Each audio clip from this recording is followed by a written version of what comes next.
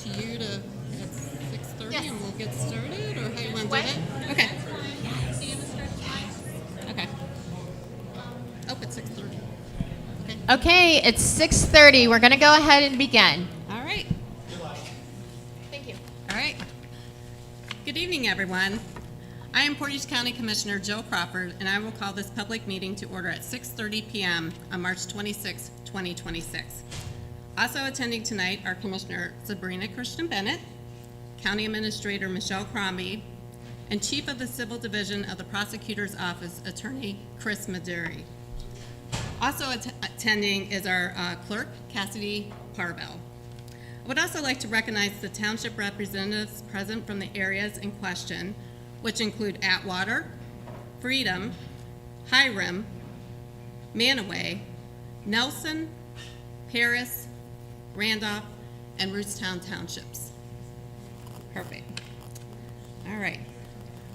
As in accordance with ORC 303.58, amended April 2025, the Portage County Board of Commissioners clerk provided notice of the public meeting in the Record Courier newspaper, published on February 8, 2026, on the Commissioners' webpage on the Portage County website, and on the Commissioners' Facebook social media page. Maps were publicly posted at the public libraries throughout the county, and notice was provided to all school districts, municipal corporations, and boards of township trustees located within the boundaries of the proposed restricted areas. The Board of Commissioners is holding this special meeting in response to the trustees' request to prohibit any large or commercial wind and solar utilities in the townships of Atwater, Freedom, Hiram, Manaway, Nelson, Paris, Randolph, and Rootstown. In June 2021, the 134th Ohio General Assembly passed Senate Bill 52, legislation that gives a Board of County Commissioners permissive authority to oversee site selection requests from renewable energy generation facilities in the unincorporated area of the county. The legislation was enacted in response to surging interest from developers in siting solar facilities across the state in recent years. Prior to Senate Bill 52, the state vested exclusive authority and oversight for the siting, operating, and decommissioning of all energy generation facilities with the Ohio Power Siting Board. Local zoning laws did not apply. With the passage of Senate Bill 52, commissioners can declare certain parts of the county off limits to renewable projects, and they can deny requests from developers for individual projects. This authority is discretionary and is unrelated to any regular zoning laws that may be enforced at the township or county level. In accordance with Section 303.58 of the Ohio Revised Code, a Board of County Commissioners may adopt a resolution designating all or part of the unincorporated area of a county as a restricted area, prohibiting the construction of any or all of the following. 1, economically significant wind farms, which means wind turbines and associated facilities with a single interconnection to the electrical grid and designed for or capable of operation at an aggregate capacity of 5 or more megawatts, but less than 50 megawatts. Second, large wind farms, which means an electric generating plant that consists of wind turbines and associated facilities with a single interconnection to the electrical grid that is a major utility facility. And third, large solar farms, which means an electric generating plant that consists of solar panels and associated facilities with a single interconnection to the electrical grid that is a major utility facility. And now I will turn it over to Commissioner Bennett for the public comment section. Okay, good evening, everyone. Tonight, we are going to hear from the citizens of the townships as to whether you are in favor or opposed to prohibiting large or commercial wind and solar farms in the townships. If you would like to provide a comment, please state your name and the community or township that you are from for the record, and limit your comments to 3 minutes per person. We will have a clock up here so everyone knows that they get their full 3 minutes. That will start as soon as you enter to the podium. So at this time, we'll go ahead and entertain folks that would like to have a public comment for 3 minutes. Go ahead, sir. Sir, could you please come to the, are you able to come to the podium? Or we can bring, Oh, perfect. yeah. Thank you, Sam. He's gonna bring it to you, sir, so you didn't have to. I'm sorry. I was just gonna take my out. Put it down a couple feet, yeah. Hi, I'm John Kuhar. I live at 5751 Glad Boulevard in Kent, and I have properties, several properties throughout Franklin Township and some of the other townships in Kent, or in Portage County. I have a little background in solar energy, probably more than half of my life. Back in the 70s, I was an OEM manufacturer, and it was a different type of panel. They were thermal panels for heating up liquids. And what I'm going to try to give you is the pluses of certain items. I was privileged to be asked to be a consultant of the largest solar array in the United States, of Delft Provini processing plant in Green Bay, Wisconsin. Some people might think solar panels are ugly. I just thought these were awesome. There was 10,000 solar panels, and they heated processed water for a meat processing plant. And this was a win-win situation where government got involved, private industry got involved, and naturally the receiver of the solar got involved.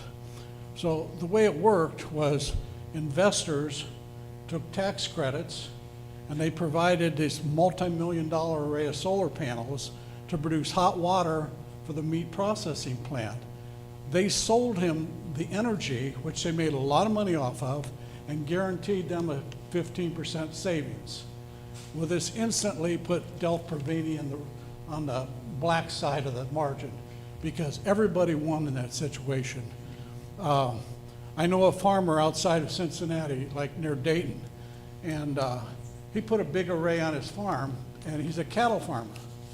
And he says it doesn't bother the cows a bit. So they produce tons of energy, electricity, and the cows roam around and they look at the panels and they go on their way and graze. I don't know if you've noticed it or not, but I'm not a young kid anymore. And like a lot of the farmers, they love being farmers. They start out being farmers, but for some reason their little farms aren't making money. The big farms are making money. But they love farming so much they go out and get jobs and to supplement their income so they can keep farming. Well, I hate to tell you this, but I can't do today what I could do when I was 40 and 50. I'm pushing 80, so I'm slowing down. So I think if I had a big farm or even a middle-sized farm, I wouldn't be able to run it. But what I might do, because I'm smart, is I might section off part of that farm for solar panels to produce electricity, and I have a friend that did that. So he actually produces all the electricity for his house with the solar panels and his farm. He runs his farm with it, and he sells it to the power company. And he doesn't have to have a job, even though he couldn't take one. So it was a win-win situation. So I think before we regulate off all the good things that we have, we need to start thinking out of the box and see what we can do with the things and make them work so everybody wins. Thank you. Thank you.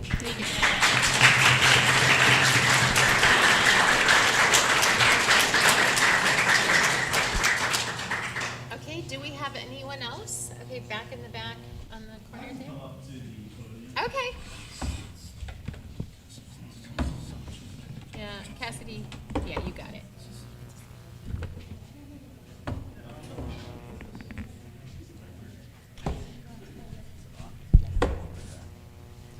Good evening, Commissioners.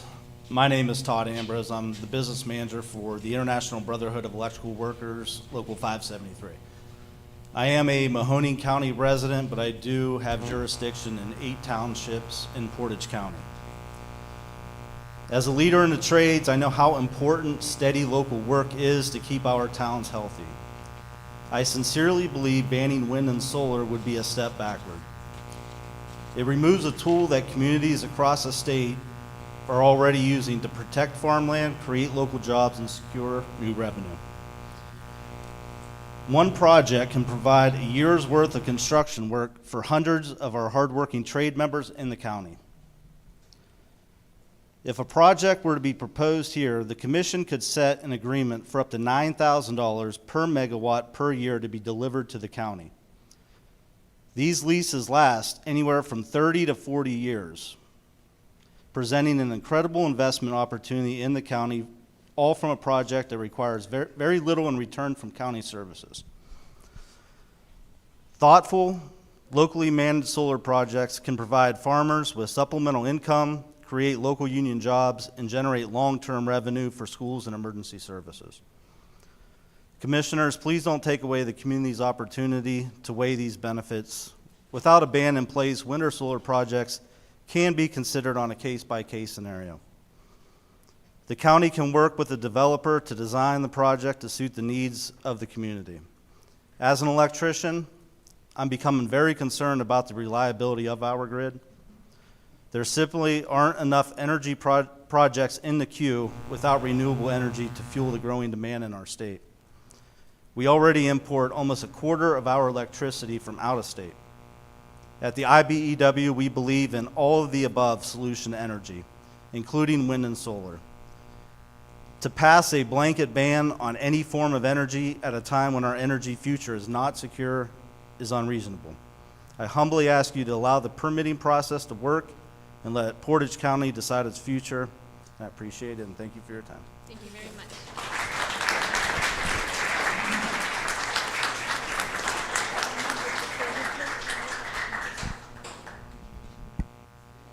Okay, is there anyone else that would like to comment? Okay, Cassidy right there. Got one? We got another one over there.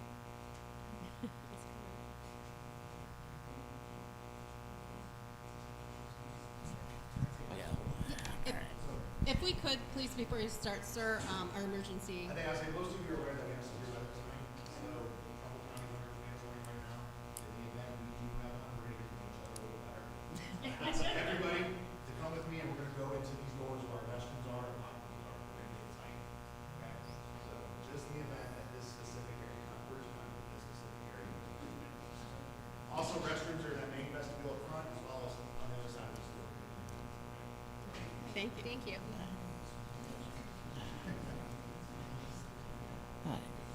Good evening. My name is Philip Ralston. I am the field rep for Labor's Local 894. I am cover all of Portage County and the construction industry for my brothers and sisters of Labor's Local 894. Thank you for the opportunity to speak with you today about the solar energy and what we could mean for your community. When you hear people say solar farms, you often think that it's only about environmental issues, but in reality, this is just about as much as local control, economic growth, and protecting property rights. Solar farms are simply a way to turn sunlight into electricity, but more importantly, they represent the opportunity for our communities to take a stronger role in the future of energy, rather than rely entirely on outside sources or unpredictable fuel markets. One of the biggest benefits is economic impact. Solar projects bring real money into local communities. They generate tax revenue that helps fund schools, roads, and essential services. That means more stable funding without putting pressure on taxpayers. They also create good local jobs, from construction to long-term maintenance. And in many rural areas, especially farmers, this creates another important opportunity. At the end of the day, private property rights matter. Landowners should have the freedom to decide their own land issue, their land is used. Solar power leasing provides steady, reliable income during years when crop prices are low or weather conditions are difficult. Now, I know there are concerns about solar farms taken away from farmland. That is a fair point, but this isn't about replacing our agriculture. This is about giving farmers another opportunity, another option. More importantly, the decision stays with the landowner, not the government. Another concern is reliability. What happens when there is no sun, where the sun isn't shining?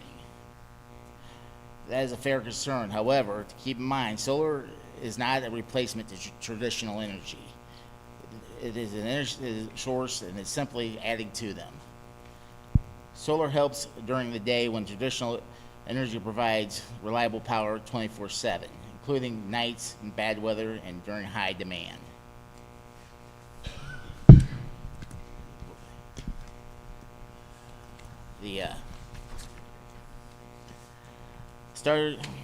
Solar brings long-term revenue into the community as I stated earlier, generating taxes for schools, roads, essential services. Other worries about solar farms are instability. Solar farms are quite low traffic, non-polluting, and everything else. And I also like to say there was decommissioning funds and bonds that they were supposed to have. Yes. You got to have decommissioning funds so when something happens to where they leave them around, you got money to take them out, and then at the end of 30 years, thank you. Thank you, Phil. Yeah. Okay, I think we have one over here. Cassidy, over there, the young man in the front row here. Would you like to come up Glasses. to the Please podium, or- stand. Okay. Yeah. Cassidy, it's the gentleman right there. in the Oh, front I was row. gonna have to, I thought you were pointing to this young No, man. I'm sorry, he's Okay. been up Okay. first, and then you can take him. Maybe he can be next. Okay, yeah. I know, it's hard to see, yeah.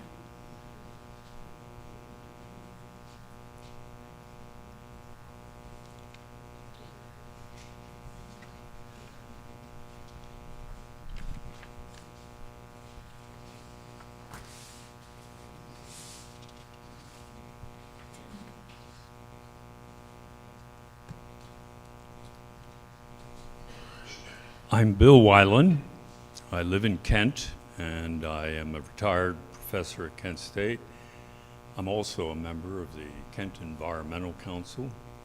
I served on Kent's Sustainability Commission's ad hoc Climate Action Plan Committee with the goal of producing a plan to move the city from relying on fossil fuels to transition to alternative energy sources with primary focus on solar energy. The CAP was created with professional help and eventually approved by the City Council in 2023. Kent is currently considering a purchase of a large piece of ground so that a solar farm can be created to provide green energy in the city. It's not been decided upon at this time. It's not presented to City Council yet, but it's a thought that's being considered. I'm here today because after reading Wendy D'Alessandro's detailed article on Monday's Portager, I'm shocked at the prospect that Portage County Commissioners might vote to enact a zoning resolution restricting large and economically significant wind and solar farms. I'm also shocked that townships have passed resolutions authorizing you to restrict or prohibit such installations. I wonder if science is being considered as a source of data and information for you to decide about the need for alternative energy sources to replace oil and gas. Let me summarize some science for reality for a minute. We are living at a turning point in human history. The way we produce energy today will determine the health, stability, and prosperity of our world for generations. Right now, the overwhelming scientific consensus is clear.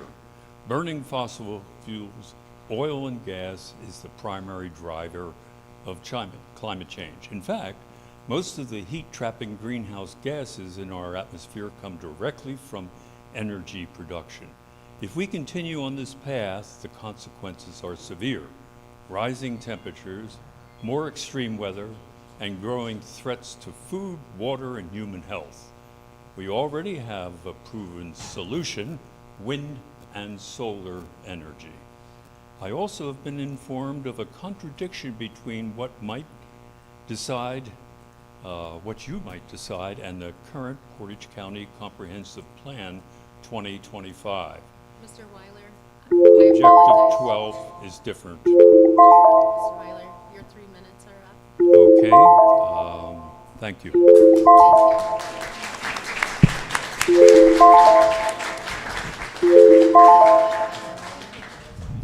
Yeah, the young man. Yeah, you can.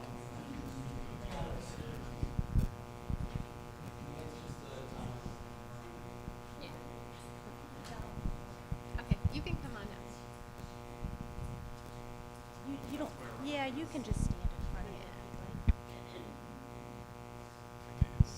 Oh, okay.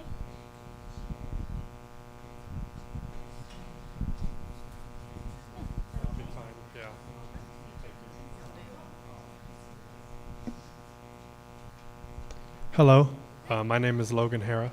I wanted to thank you for having this hearing, and I hope for being open-minded on how to handle this issue. Logan, where are you from? I'm from Deerfield, Okay, thank you. and I came here because I was interested in the issue and talking about the pros and cons of it. Generally, I think as Americans, most of us can agree that what we do with our own property is nobody else's business as long as we aren't hurting anybody. So, as far as I'm concerned, that seems like it's where the conversation here is at. And I know that some people have said, or some people have concerns about the harms done by clean energy, and I wanted to address some of those here. So I know that some people are concerned about their home values going down. And I wanted to just say that for solar energy, that's basically completely incorrect. Most of the time, if solar panels are put into a house, the value of that house goes up. And if the house itself has greater value, I can only imagine that at the very least, the houses around it stay the same. For wind, it can be a little worse, but a study done by the National Library of Medicine found that one wind turbine only lowers a home's value by about 1%. 1%. That is a penny on the dollar, or as the kids today might say it, a fifth of a nickel on the dollar. And I want to compare that loss, pardon me, before I do that, I also want to mention that that loss disappears entirely only a few years after the wind turbines are completed. But I also wanted to compare that loss with the oil wells that are all around this county, and some research says can lower a home's value by as much as 24%.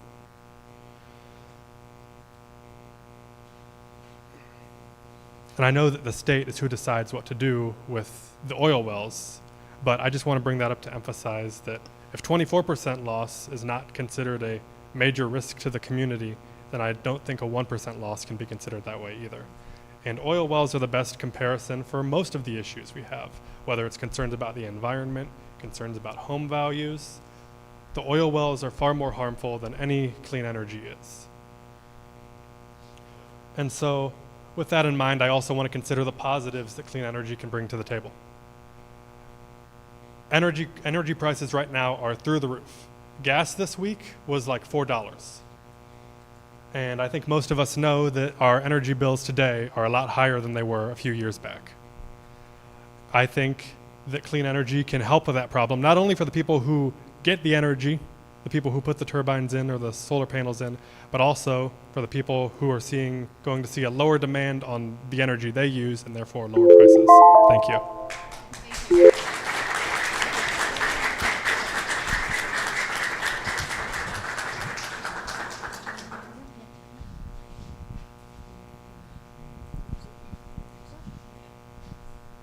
Hi, thanks for the opportunity to talk. My name is David Fury. I live up 43 in Bainbridge Township, and I'm a Kent State alumnus. 4 years ago, I put solar panels on my home to get control of my utility bills, and it's been great for my family. But I know not everybody can do it, and I'm an engineer. One thing I learned is that to bring the benefits of somebody to many people, that you have to keep it cheap and make it widely accessible, and that means scaling it up. And I think whether that's possible in Portage County is what we're here talking about tonight.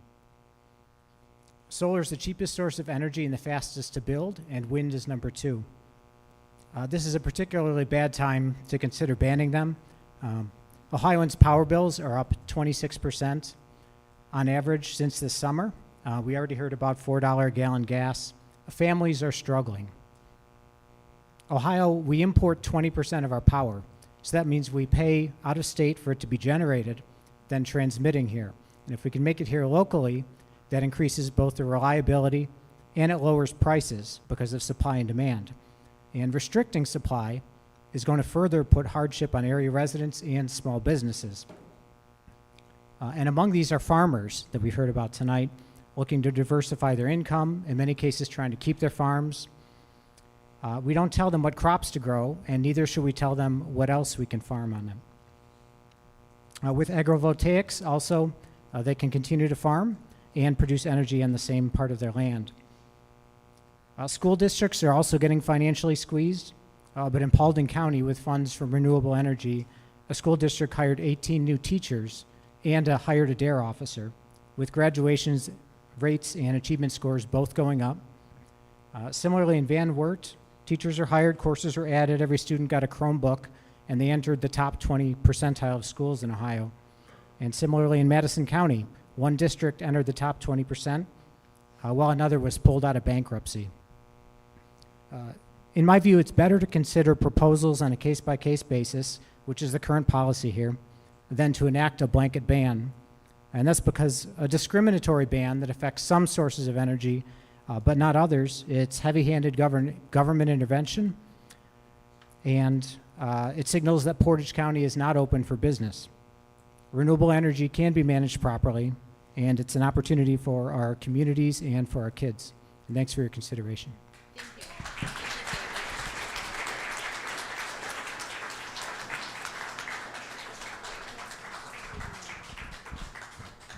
you. And then we'll do these two, and then we've got 2 over here. That'll be nice. Good evening. My name is Eva Pallison. I'm a resident here in Portage County. I live in Kent, and I'm just a normal working class person. I would like to speak in favor of solar energy investment and our whole economy. Ultimately, Portage County is not an island. We have to consider the economy just outside our immediate borders. Most of our energy here in Northeast Ohio is produced by liquid natural gas and coal. At this point, we're 1 month into a war on Iran, and this war has caused liquid natural gas prices across the world to spike massively, being that much of liquid natural gas production happens in the Middle East. This is showing just how vulnerable these supply chains are to various different global crises. If this is where energy is coming from, we don't really control it. Further, our energy prices are going to keep going up in the near future.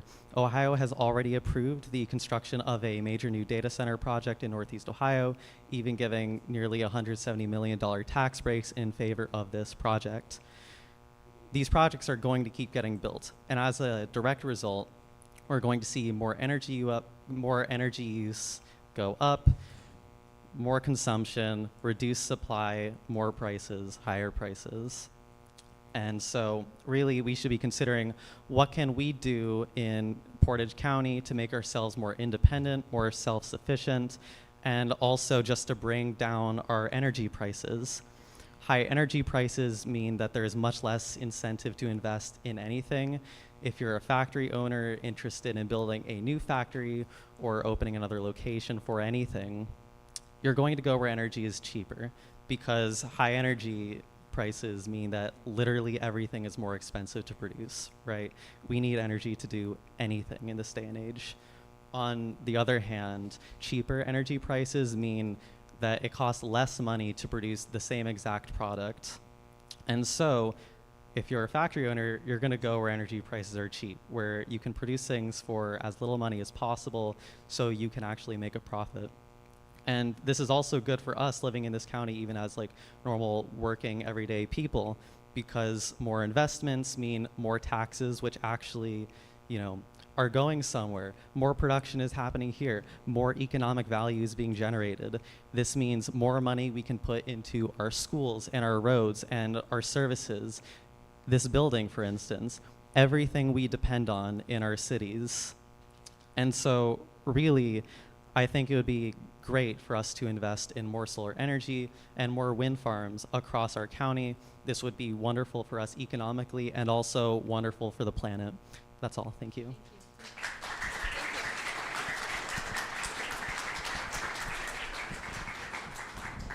There's two over here that's been waiting. Oh, I'm sorry, I forgot about her and Laura, yeah, Abby, right there. We're gonna take her, and then we need to get these two over here. Okay, so come on up, Laura.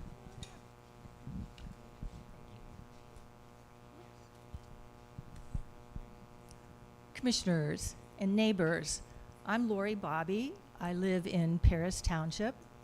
I want to remind everyone that the Portage County 2022 Vision Plan includes environmental stewardship as a priority. Our Portage County 2050 Comprehensive Plan, Objective 12, encourages alternative energy sources. Objective 2.12b encourages new development to explore wind and solar usage. Objective 5 promotes alternative energy. So we have to keep that in mind as we move forward. As has been said tonight, citizens of Portage County are struggling with their energy utility bills. Banning solar and wind farms is not the answer.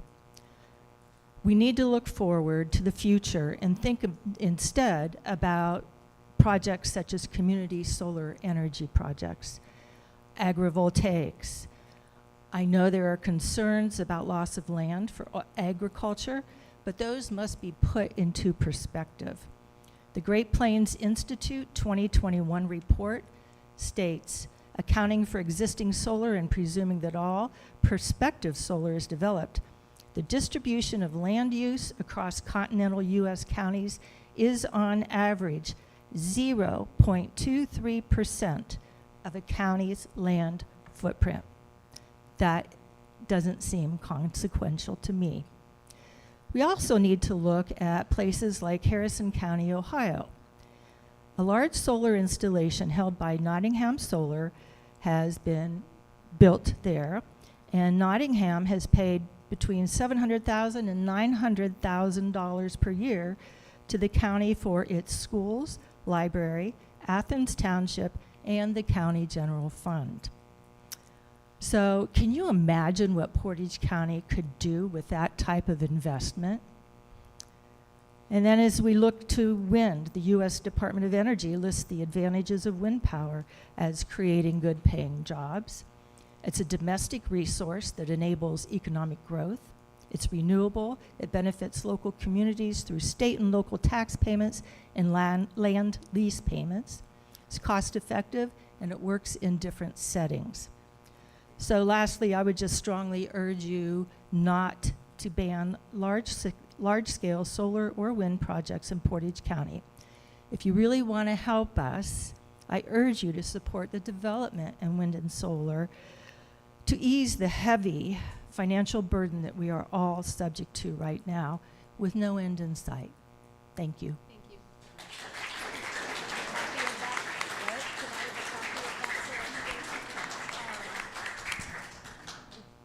Over here, we've got these with him, and then there's another one. Sir, would you like to come up to the podium, or I can bring the microphone to you?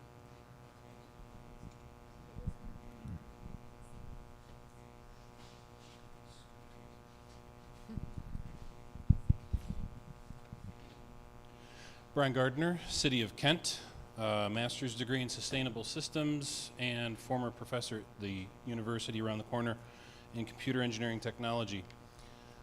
Love the Ryan Hall up on the screen, that's awesome. Duly elected county officials, I have 4 points for you. First, why is wind and solar the only forms of generation specified in this restriction? There's plenty of other forms of electrical generation that have the potential to significantly impact human health and happiness. They're not included in this proposal. Number 2, what are we attempting to prevent or avoid with this restriction? As presented, what is the threat to our community? No future deficiencies really been clearly defined from these forms of energy. Nothing to pose a potential concern to the community. In short, this restriction does not propose to benefit anyone residing in the affected communities. Thirdly, elimination of these diverse energy sources reduces Portage County's ability to reinforce its energy resilience. Fourth, the proposed restrictions also aim to limit the income generating ability of landowners by means that are generally regarded as lawful and fly in the face of our country's beloved capitalism.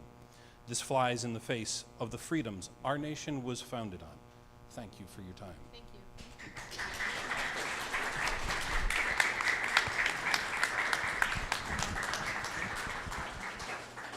He's coming up. He's coming up.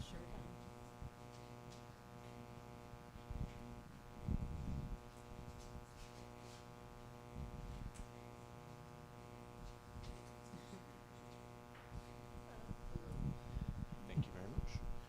All right, good evening. My name is Aaron Pittman. I am from the Ohio Land and Liberty Coalition based out of Franklin County, but our work takes us across all 88 counties of Ohio here. We are a nonprofit organization that advocates for property rights in Ohio, for Ohio landowners, and for energy development within the state. Tonight, I'm here to urge you and everyone in attendance to consider the implications of limiting private property rights. America was built on hard work, innovation, and the belief that individual Americans should be able to make the decisions that they believe are best for them. Tonight, we're here to determine whether or not Portage County wants to continue that tradition and allow landowners to make decisions that they believe are best for their property and their family. Whether or not those landowners are entrusted with the stewardship over their own land, or if they're only entrusted with the ability to pay taxes on their property and then be told how to use it by the rest of the community.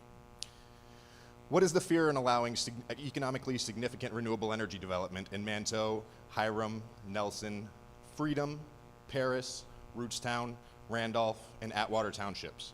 That farmers might be able to have a retirement plan without being forced to sell their land? That these townships might benefit from the increased economic development and growth opportunities that are made possible through proximity to energy production facilities? Or is it that a property owner is being allowed to make a decision about their own land that the public feels entitled to have ownership over? Let's be clear. What's really at stake here tonight is whether an individual still has the ability to determine what is best for them and their future, or if we're embracing a model of governance where their community decides for them.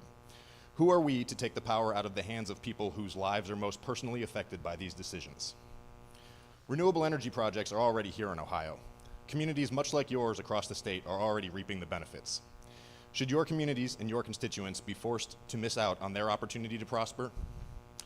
Commissioners, I'm asking you not to allow this ban on construction and to preserve the individual liberties and rights of your constituents when making your decision. The slope that you're about to step onto is slippery and steep. Tonight, it's taking away property rights of some of your constituents. What's next? Thank you for your time and for the opportunity.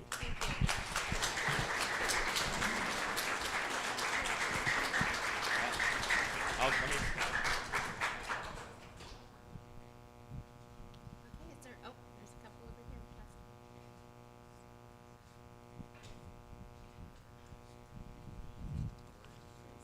Good to see you. Hi, my name is Brock Kurtoy. I prefer not to be in the Portager. I am a proud member of Portage County, a proud resident of Charlestown Township. I live at 6125 Newton Falls Road. I'm the fourth generation of a flower farmer called Ralph Strasser, if you know Ralph Strasser's Glads in Newton Falls. We are the largest our family is the largest landowner in Charlestown Township. I'm going to speak from experience. A lot of us aren't necessarily farmers that are speaking so far. We were approached 4 years ago to put a large solar farm on our property. That would have been around 75 acres of our land. And because of our family situation and where we're at, we had the means to employ a legal team to look at that 75-page plus contract. I don't believe that many of my neighbors had the ability to do such that we did. And I'm thankful that we were able to. Because what was going to happen is that solar company was going to take away our farm. And we would have lost the rights to our farm for years and years and generations to come. So as much as my wife and I are pro renewable sources of energy, we have oil wells on our family farm. We're thankful for them, as we would be thankful for other renewable forms. If we didn't have the means to provide legal counsel to look at some of those contracts and what we were actually giving up, it would have been the end of our family farm. Thanks. Thank you very much.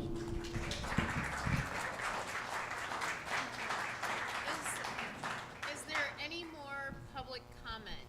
Okay, we've got one over there. He's had his hand up. I can't see it.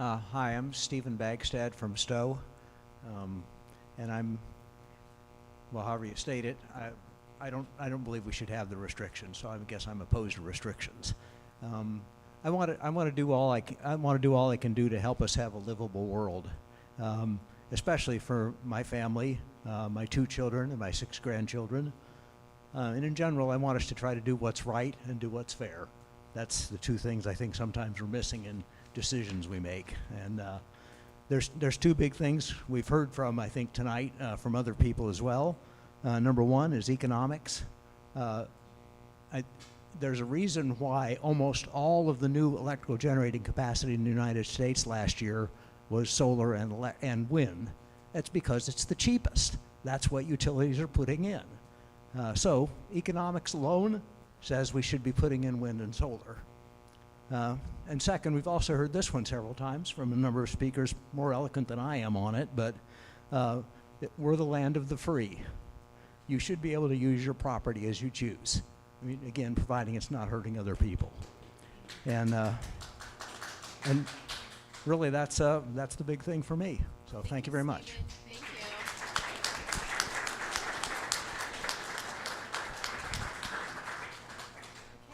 Is there anyone else? Oh, yes.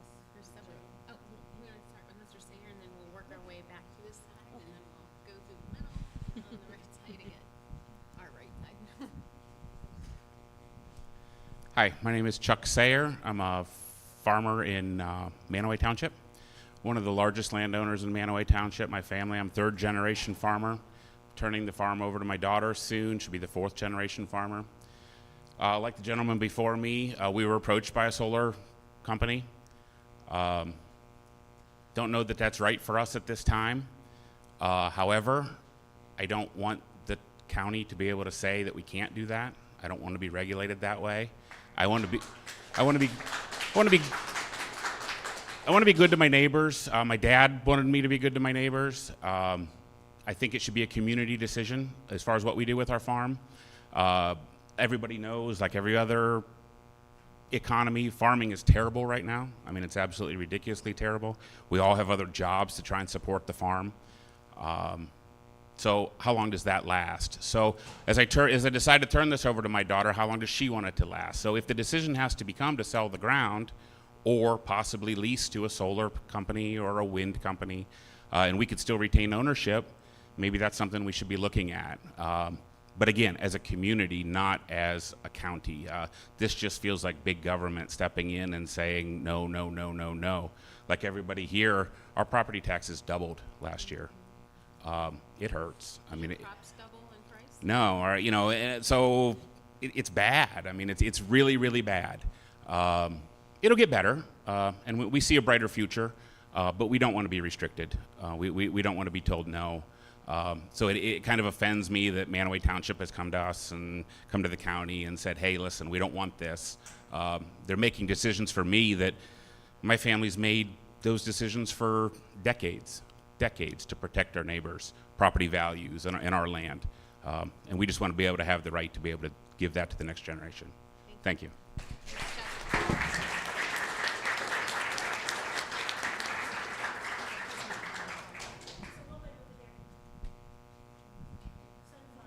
We're going to go back and then we're going to go to section because it's too hard. We've got too many hands signed up, so we're going to move in sections.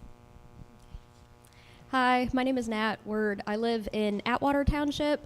I'm sorry, what was your name again? Nat Word, W-Y-R-D.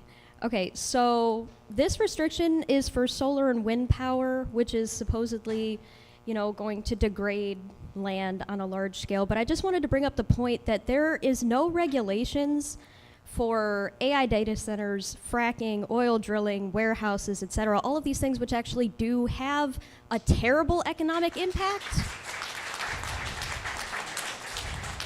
I just want to point out why solar and wind specifically, who is pushing for this ban, what long-term damage would solar actually potentially look like on large properties versus the benefits. I want to point out that in Atwater, about 2 weeks ago, there was a massive storm. I lost power for 4 days straight, along with everyone down my street. Nobody around where I live can afford to install solar individually.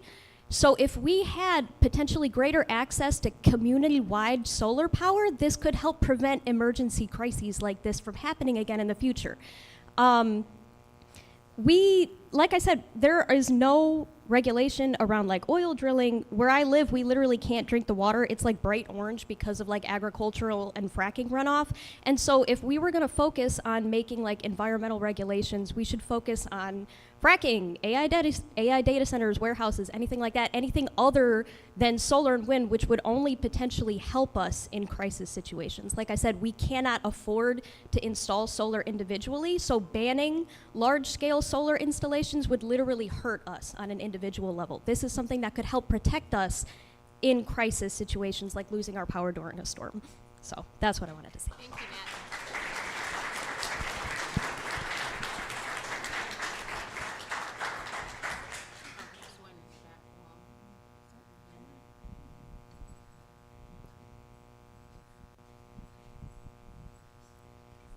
My name is Mira Kozlow. I live in Stowe, Summit County, and I'm a Kent State student and a teacher at Ravenna City Schools. And I want to draw attention to Ravenna City's 20% poverty rate, and also the additional fact that Ravenna has a much higher rate of disability in children than other counties in Ohio and cities in Ohio. The number that is average is 10%. Ravenna has a 15% disability rate. And in case anybody is not aware, federal funding pays for much of what happens in Ravenna schools to aid disabled children to live better lives and to improve their quality of life in general. And we have, a near energy monopoly by First Energy in the entire area. Many people have said more eloquently than I that 20% of our power is shipped in. So considering the economic plight and the severe need of Ravenna, as I've seen, I think that disallowing any members of Portage County to attempt to build these, farms as farmers have spoken about, and to take, the ability for us to generate our own energy through solar is very destructive, especially considering that we have these much greater concerns regarding school districts, regarding what's happening in Atwater at the moment. I would encourage you to look elsewhere for what needs to be fixed in Portage County, because I do not believe that this is the issue that we should be focusing on. I won't take up any more of your time. Thank you. Thank you.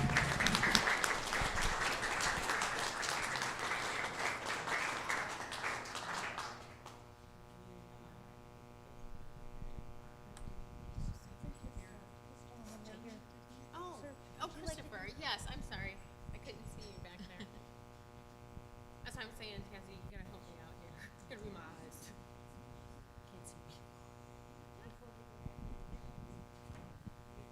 Thank you. Thank you, Commissioners. Most of what I am about to say has already been said better. Please state your name and where you're from. I'm Christopher Mallon. I live in Suffield Township. And I'm not a farmer. I'm an attorney, but I have clients who are farmers. And I have learned, as some of these gentlemen have eloquently stated, that many farmers rely on their land to produce their retirement income. They work the land as long as they are able to, and if they are fortunate to have another generation that can work their farm, then that's good, and if not, then they have to rely on the land to produce income for them in another way. And this proposed ban would cripple that retirement income for many folks who have worked their farms for their entire lives and are now at the point where they need to get rental income from the land that they've owned, and in some cases that their parents and grandparents owned. If this blanket restriction is passed, that will eliminate the possibility of landowners keeping their land but leasing it and getting the income from that lease from the solar and wind power developers and selling it to into the grid so that there is more electrical power available for the rest of us, and that will hopefully lead to, nobody believes that prices will ever go down, but it will lead to fewer excuses for First Energy and its subsidiary Ohio Edison to continue to increase our energy prices. So the two groups that would be harmed if this restriction were adopted would be the group of landowners that can sell their power to Ohio Edison, and all of us who have to buy power from Ohio Edison. This restriction hurts most of us. I have been an elected official in the past, and I learned that when government makes a decision, somebody benefits and somebody else is harmed. Stopping landowners from producing electricity harms the landowners, and it benefits Ohio Edison. So this government has to consider, who do you represent? Thank you.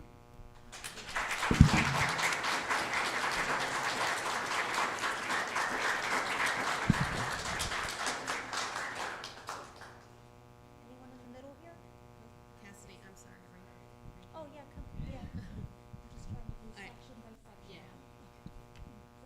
Yes, yeah, that's the only way we're gonna be able to do it. Hi. My name's Tabitha Monroe, and I live in Deerfield. My family used to own a farm in Shalersville, if you guys are familiar. With this ban, because with the electric the way it is, and it's just going to keep growing, it's going to drive farmers to sell their land. And if they sell their land, then the big corporation people are going to come in.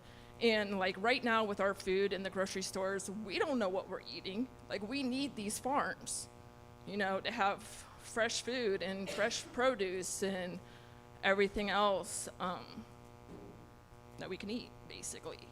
And when these corporations come in, I mean, they come in like vultures. Like my grandma, God rest her soul, like they will come in black suits, like they are the men in black, and they will try to buy your land.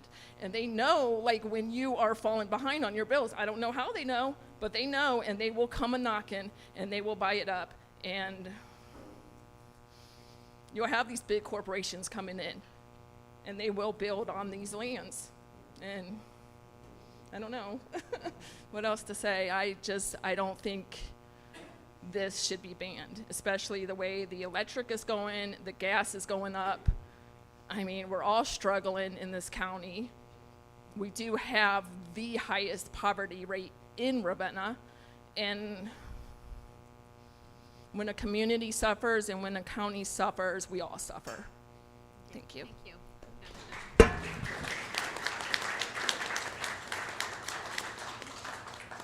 Okay, Cassidy, is there anyone one more, and then after this lady here, we're going to open it up to any of the trustees that are here that would like to comment.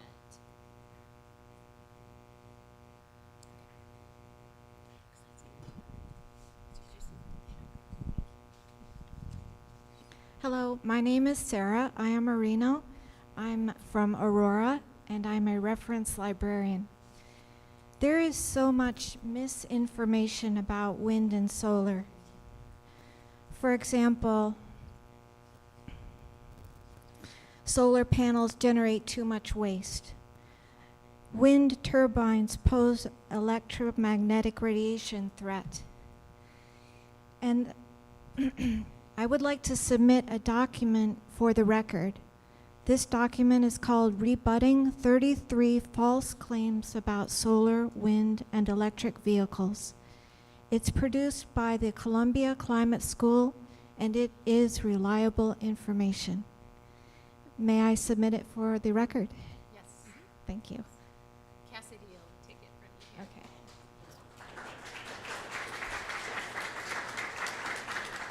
Thank you for your time. I hope that you do not prohibit large-scale solar and wind. Thank you.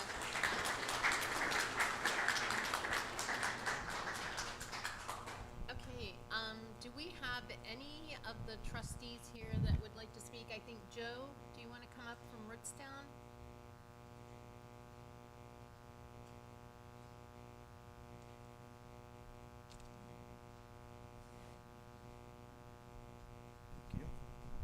First of all, I want to say I'm ecstatic of the crowd that's here. You don't see people like I thought there'd be 5 people here. So I'm very happy that people are here speaking. Taking notes. Oh, Joe Paulus, Ridgetown Township trustee. I'm taking notes from what people have been saying. Locally run projects, probably not. They're going to be corporate run, okay? These big solar things, like everything else. Data, I'll get onto that next. The panels for secondary use, for the animals, for shade, awesome. First of all, I'm completely for all this different, the alternative energy, solar, wind, wave. No one's talked about wave energy. Anybody been on Lake Erie? You know, there's big waves there. That's good energy as well. The shade for the animals, that's a great thing. They're doing it in parking lots in Europe. They have the cars parking on for shade. So good double use of that. Fire control. Our big concern is our fire chief has said, the problem is we do not have the equipment or the resources for the large energy storage and any kind of fire situation. I know they have fire suppression and all, but you know, how well is that going to be 100%? And where they want to put these solar centers, they might be out in the middle of nowhere, so that might be harder for us. Private property rights. Everyone has private property rights, but we also have zoning. Every township in this county, except for one, has zoning. And that zoning is to protect not just you, but everybody in the community, your neighbors too. State controls these large solar farms. They're the ones that said, let's bring them down to the county. You guys decide if you want to ban it or not. So let's remember that the state is doing that. And, you know, they can take any of the control away too, like we know they do. Home solar is fine in Rootstown. We don't have a problem with that. Put all the solar panels on your roof and everything. That's great. Normally, because those aren't batteries, they feed right into the system. Love the local interest, but we're all, or are we all willing to sound off to our federal government that currently wants to limit solar and wind? How dirty and nasty and blah, blah, all the other things about it. 40 seconds. Solar should be another form of energy, not replacing coal, not replacing nuclear. Nuclear is not a clean energy. Everyone wants to say it is. Nuclear waste is really, really nasty. And our next thing is going to be data centers, which was brought up here by somebody. So once we take care of this business, data centers are going to be our next business we're going to have to handle. So I would just please everybody get educated on that because that's coming down the pipe too. Thanks. I yield my time. Always want to say that. Great. Thank you, Joe.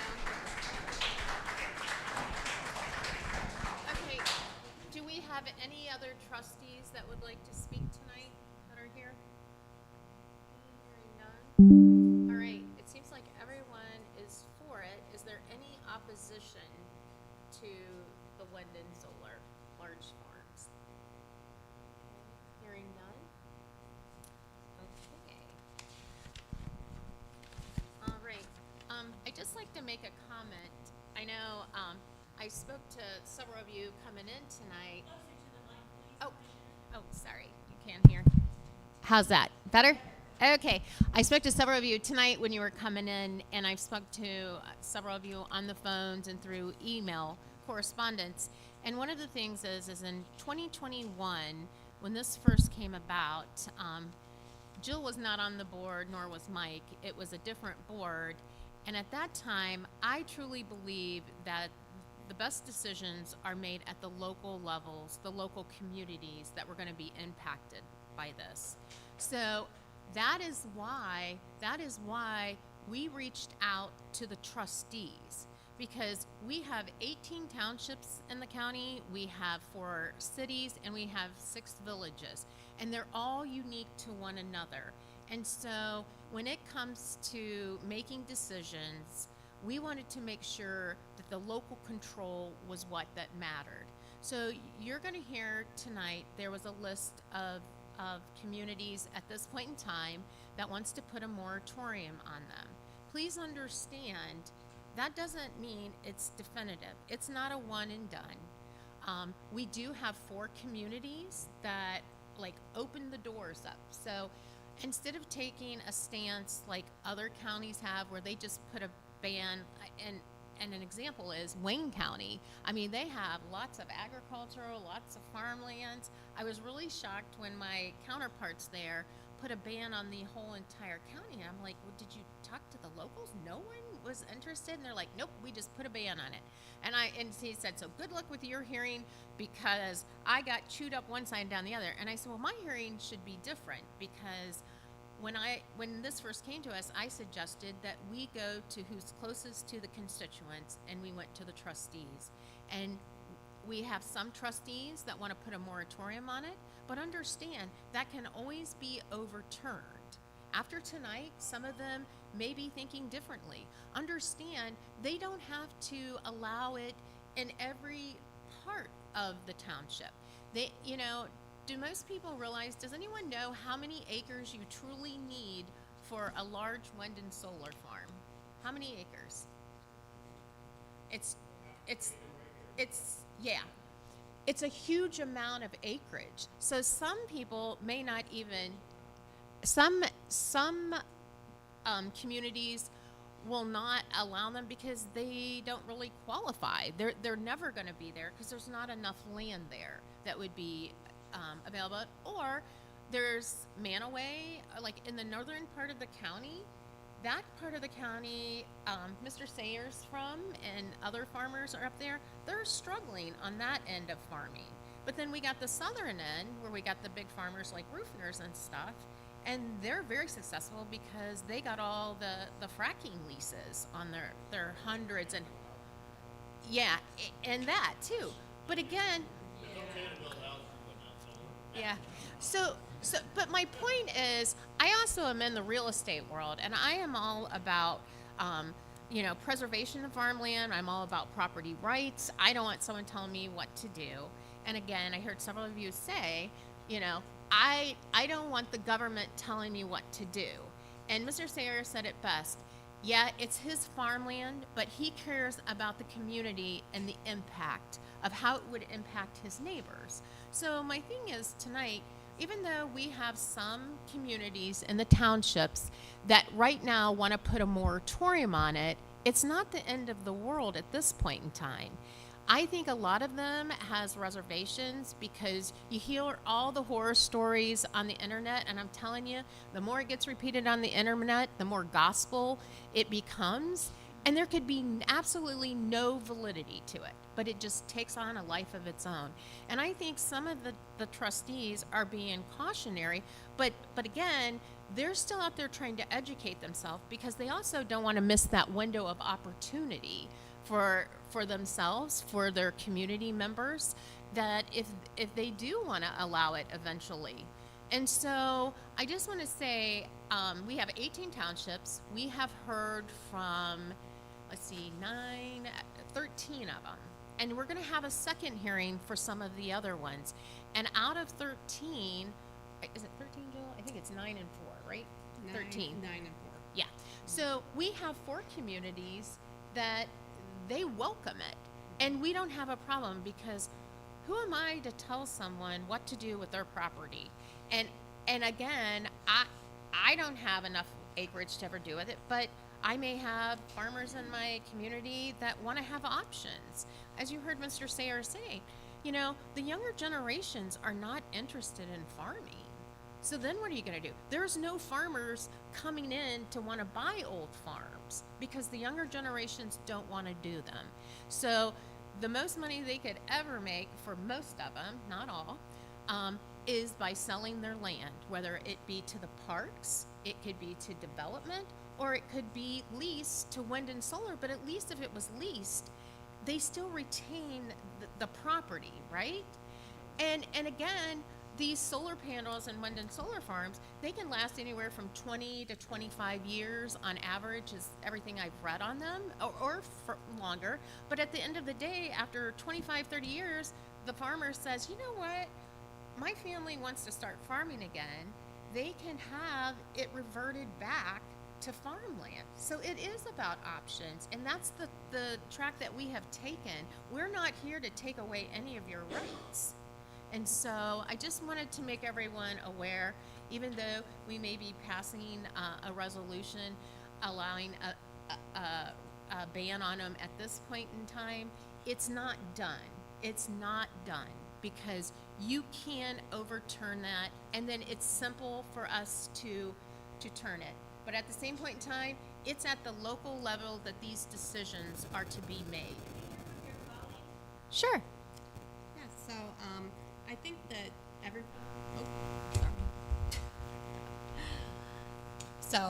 yeah, I think that there's kind of a misconception that we're passing this for the entire county, and it's just for the unincorporated areas. Yes. So it's just the townships, as Yes. Commissioner said, and basically, you know, these are large, they're considered major utility facilities. So we're looking at very large commercial. What does that mean? Okay. Very vague. Yes. So I pulled the ORC, and basically it is electric generating plants and associated facilities designed at an operation or capacity of 50 megawatts. Or more. So this does not take the, there is an exclusion for the economically significant wind farms. One of those exclusions, there's 2 exclusions, and it does not apply to any wind farm that is in operation as of June 24th of 2008. So that's, you know, several years ago. But the other exclusion is it is for 1 or more wind turbines and associated facilities primarily dedicated to providing electricity to a single customer at a single location, which is designed or capable of operating at an aggregate capacity of less than 20 megawatts. So we're just looking, these restrictions are just for these large major utility facilities.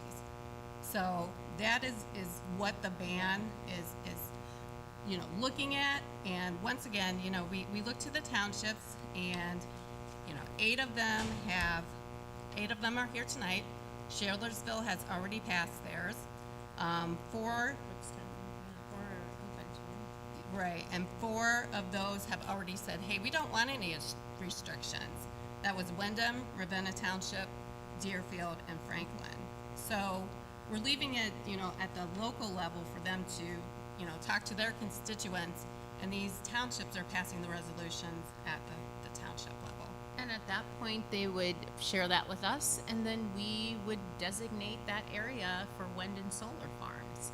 A lot of you tonight don't happen to either live in the county or live in any of these townships. And again, they don't want outside people dictating what they can do with their land, no more than the cities would want fracking pushed into the cities. So it goes down to the local people and what they want for their community, because they are the ones impacted. And it's a careful balance between the economics of it and then the property rights, preservation of farmland, and quality of life. Okay? Okay. It's the same thing. It's the same thing.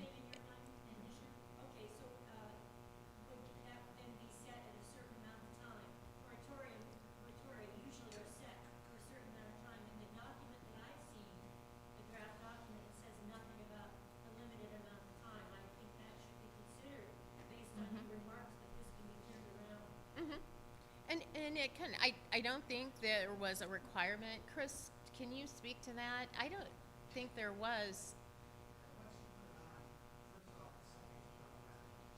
Chris, you want to speak to a microphone, please?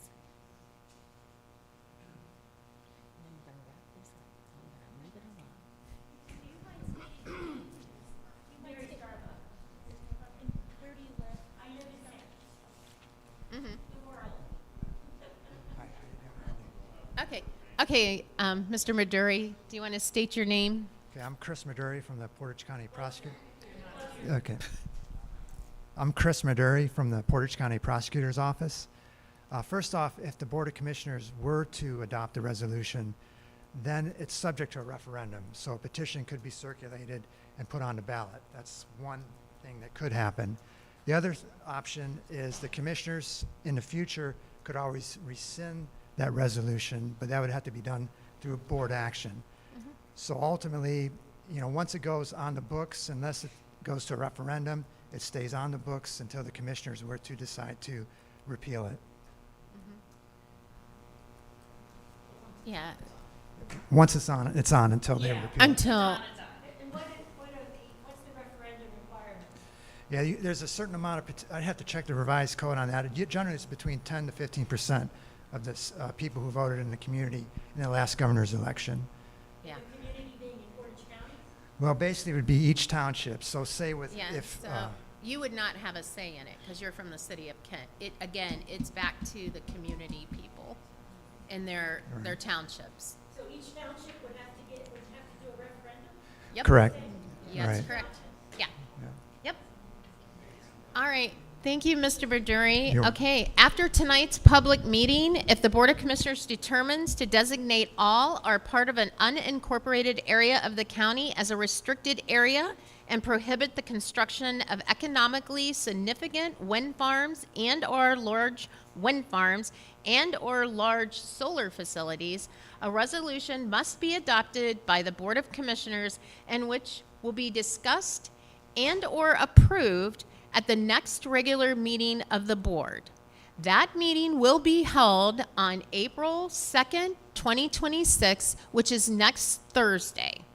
Hearing no additional public comment, this will conclude our public meeting. On behalf of the Board of Commissioners, I want to thank everyone for this opportunity for attending tonight. And at this point, I'll make a motion to adjourn the public meeting. I have a question.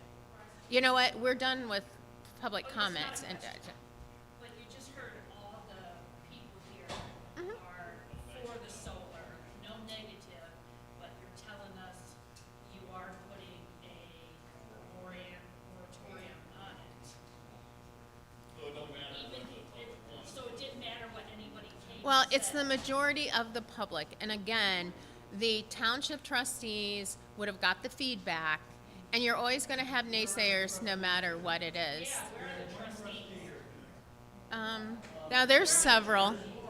There's more of them. Well, you know what? We are at the conclusion. We have asked if the trustees wanted to speak. We had a time for them to speak at that time, and we only had one that wanted to speak, and we have to respect that. And so we have a first and a second. All in favor? Say aye. So that concludes our meeting, and the board is adjourned.